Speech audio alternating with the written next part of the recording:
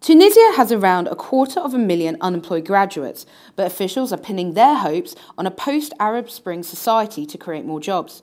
Reporting from Tunisia's capital, I caught up with Salah Benabdallah, Dean of the Tunis Business School, on how his school, which was set up just before the revolution, is aiming to create a new generation that makes the government work for them, not the other way around. So thanks for joining us today. Thank you. Well, tell us a little bit about the business school itself, because it was actually born just after the revolution. Can you tell me why that was more of an optimal time to grow the school? Well, the school was established during the, just before the revolution. Okay, but the real start of the school is after the revolution, January 2011. So the school is to educate Tunisian students, okay, based on the North American curriculum system. And our language of teaching is in English. So all the students here, they are very good in English, okay, and they've been exposed to high quality business courses. So the school has been established after, just as I said, after the revolution, and it is very good because it helped give us more freedom to work with the international, okay, schools and international partners without any political restrictions.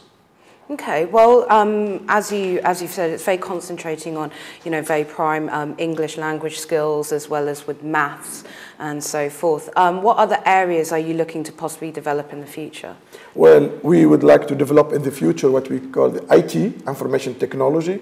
So we'll have our students to be ready on the job market, knowing 2 or more than 3 languages, having the soft skills to be to be hired by international companies, and having the knowledge of information technology. Sure, and in terms of, I suppose, growing these graduates into, leaders of Tunisia's future, I mean, how would you say that weaves into the idea of them maybe going into government? Are the students here geared towards primarily a government role, or is it to be separate, to be as business leaders? Well, we are looking for the students to be business leaders, okay, to develop the economy, to participate in the creation of jobs, to develop the economy of the country. Okay, so you wouldn't, so any critics saying that maybe people who are more being grown to maybe the new government leaders isn't true then? Well, if some of them would like to go, that's fine. Okay, but I think the most important thing is to develop what we have, the business ideas and business initiatives. So we have students to be leaders in the business community.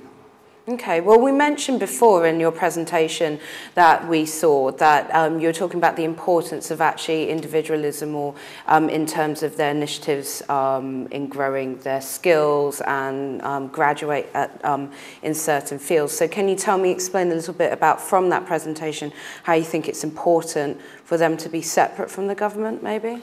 Well, it is important that these students develop a project for the country, because we don't want to students rely on the country anymore. We don't want people beg the government. We want people to create jobs, to create business opportunities, to develop the economy of Tunisia, because in Tunisia we have a lot of opportunities, and we have young talent students, okay, that they can be the future leaders in the business community. Sure. And at the moment, the way the government's going, and with talks, I suppose, breaking down, there's seems a bit instability in terms of where the government's going. Do you think that's going to have an impact in terms of the business school's future, or are you looking for maybe more partnerships abroad to keep the place going? Well, as this instability is just, I think it's a short-term instability, but in the long term, I don't think that will have an effect.